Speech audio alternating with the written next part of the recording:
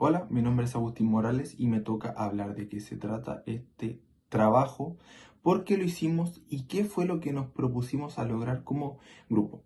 Para ponerlos en contexto, este trabajo nació de la asignatura Introducción a la Física de la Universidad Católica Silva Enríquez.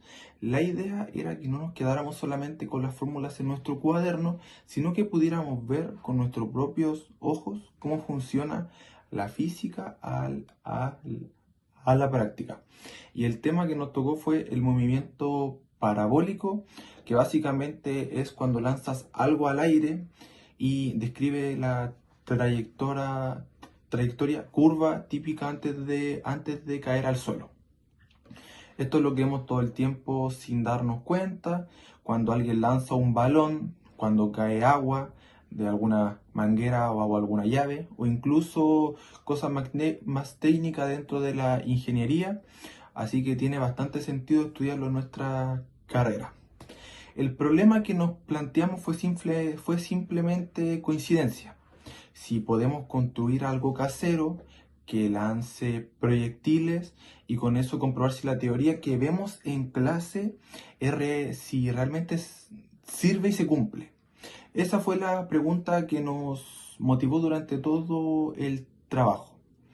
Y la respuesta fue que sí, sí se puede. Construimos una catapulta con palos de lado, elástico y una tapa de botella y silicona, que suena básico, pero no funcionó bien y con ella lanzamos dos proyectiles de distintos ángulos, medimos cuánto viajaban, cuánto se demoraban en caer y después comparamos esos datos con lo que nos dicen las fórmulas. También usamos un simulador de física para ver cómo se movía el movimiento en condiciones ideales. Ahora, en cuanto a los objetivos, el objetivo general era construir una catapulta y usarlo para validar experimentalmente el movimiento parabólico.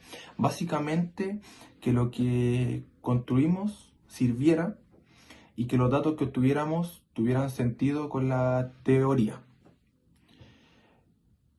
Y el objetivo más específico fueron varios. Primero, entender bien la cinemática del movimiento, tanto en el eje horizontal como en el eje vertical. Segundo, demostrar matemáticamente cómo se calcula el alcance, la altura máxima y el tiempo de vuelo. Tercero, era construir la catapulta y poder controlar el ángulo con precisión. Y cuatro, registrar todos los datos ordenadamente en un cuaderno o donde nosotros vayamos escribiendo. Y quinto, comparar lo experimental con lo teórico y ver cuántos errores teníamos. Y sexto, completar con la simulación computacional. En el fondo lo que queríamos era aprender haciendo, era aprender haciendo, porque una cosa es ver una ecuación y otra cosa muy distinta es lanzar una canica, medir dónde cayó y tratar de explicar por qué no cayó exactamente donde la fórmula dice o qué es lo que hace interesante ese tipo de los trabajos que estamos haciendo ahora. Y bueno, con eso ya saben de qué va este informe, por qué hicimos la catapulta y cuál era el problema y qué queríamos lograr. Desde un principio, el desafío fue optimizar los recursos y los costos, ya que estamos estudiando ingeniería civil e informática. Decidimos construirla con materiales reciclables y accesibles para nosotros, principalmente los palos de helado, los elásticos, un pivote central que era un alambre y una tapa de botella para crear el receptáculo. El objetivo principal era demostrar que se puede armar un modelo simple pero mecánicamente eficaz. Y esto nos iba a ayudar a poder estudiar la física y el lanzamiento parabólico. Si observamos la estructura de nuestra catapulta, el verdadero reto no era unir los materiales, sino también lograr una buena estabilidad al trabajar con dos proyectiles que son la bolita y la piedra, La catapulta debía soportar una tensión alta del elástico y también resistir el impacto de freno sin deformarse. Y para eso tuve que reforzar los puntos con silicona para asegurar que el eje no cediera y no se rompiera al momento de hacer los lanzamientos. Esto fue fundamental ya que si el ángulo de tiro inicial varía en cada lanzamiento, los datos se corromperían y habría un desequilibrio en la medida de los datos, pues ya sea la distancia y el tiempo, ya que el ángulo no iba a ser siempre el mismo.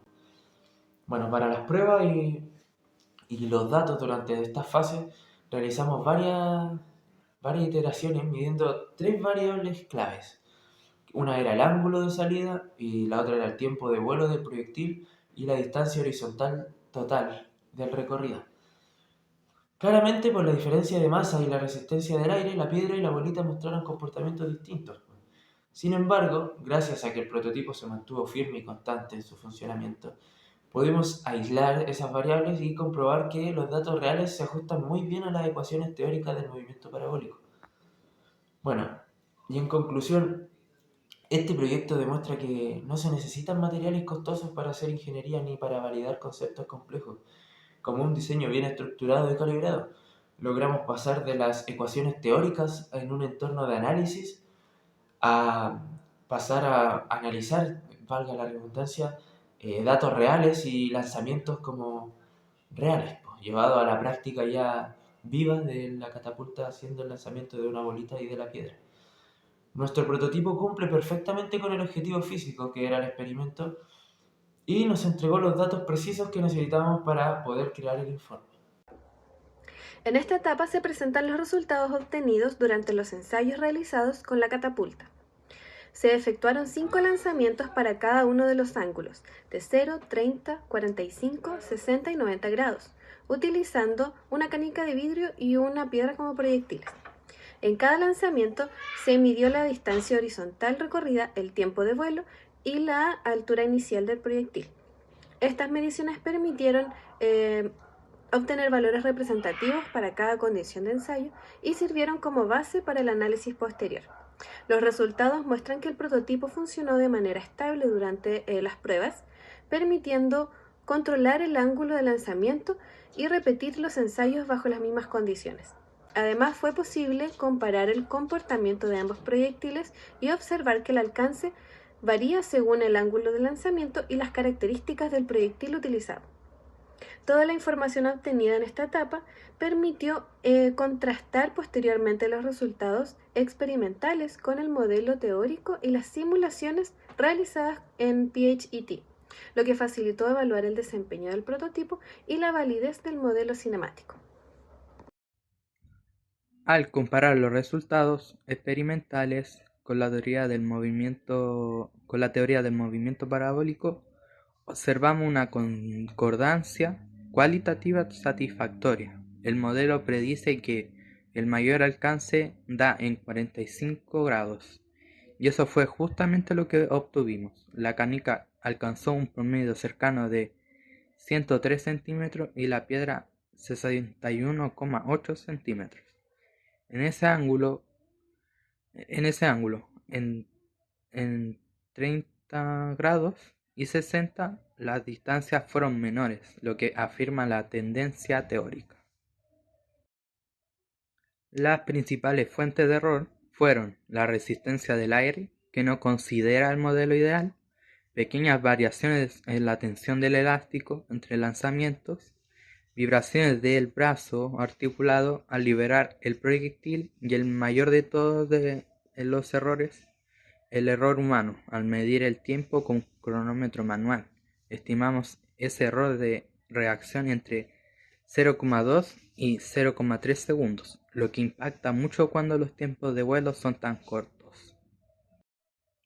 Otro punto clave es la masa. Teóricamente la masa no debería afectar al alcance, pero en la práctica la canica logró distancias mayores en todos los ángulos. Esto debe a que nuestra catapulta usa un elástico. El proyectil más pesado necesita más energía para acelerarse por lo que sale con menor velocidad inicial.